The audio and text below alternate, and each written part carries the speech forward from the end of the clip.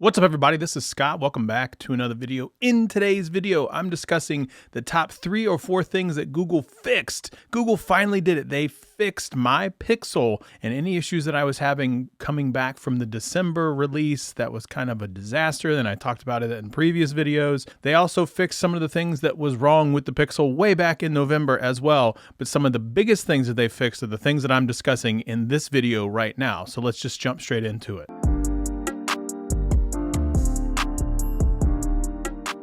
One of the biggest things, and the thing that's returned, and it's a very Pixel exclusive type thing, is the call screening feature, and it has returned, and I have tested it out myself. I actually call screened myself from myself on another phone of mine, and it's so nice to see that the call screening feature has returned. So that's one of the biggest features that Google has out there right now, and it was kind of borked with the December release. If you had it way back in November and you didn't have to worry about not missing it or anything like that, you're really, really lucky. But if you're like me and you didn't have it, you definitely missed the call screening feature for sure. So that has returned in the January release. Now, I did have the December release, so that meant that this particular update for January was a rather small update in terms of comparison of the megabytes. I know that some of the people that had the November update but never got the December update was somewhere in the vicinity of 200 plus megabytes in terms of a file size, and it does take a little bit of a while to get there. I highly recommend doing it when you're on Wi-Fi.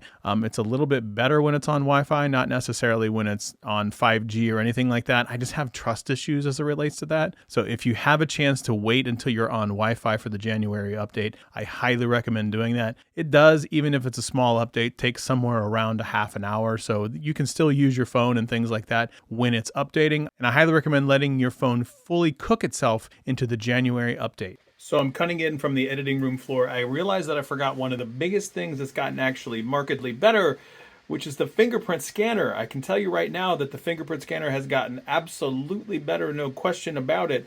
And you can hear the fan right in the background because I'm spooling up this particular video to get it out before I go to basketball or anything like that. But the fingerprint scanner itself has gotten a little bit better. It's gotten a little bit more accurate. It's got a little bit quicker in terms of its speediness to unlock the phone. It's just one of the things that I noticed with the January update that has definitely gotten better. So let's jump back into the video now that I mentioned one of the other things that's gotten better, which is that fingerprint scanner. The next thing that I noticed that absolutely hands down has gotten better in the January update is the Wi-Fi connectivity and the 5G connectivity. Now, I tested it this morning, and you can see by some of the connectivity results right here, I have 1 gig down, and I did not have where I was sitting at in my house full Wi-Fi signal, and it was normal. That's something that always really happens. I have an older house, so like when I'm in certain areas of the house, I don't get full Wi-Fi signal or anything like that. But I was able to get somewhere between 400 and 500 down and about 35 to 40 up. And that actually is right about what I expect when I'm on Wi-Fi with paying for the gig down that I have from a service perspective. Now, when I go and turn off of that and go to the what I have commonly referred to as fake 5G with AT&T, but it's real 5G, it's just sub-6 5G. These are some of the results that I saw from a connectivity perspective when I'm on 5G. So I can definitely tell the connectivity, the Wi-Fi strength, and the 5G strength have gotten better. And again, I've just used this for a few days at this particular point, but those have definitely are things that I've noticed that has gotten markedly better from the December update to this very new January update. And the next thing that's gotten markedly better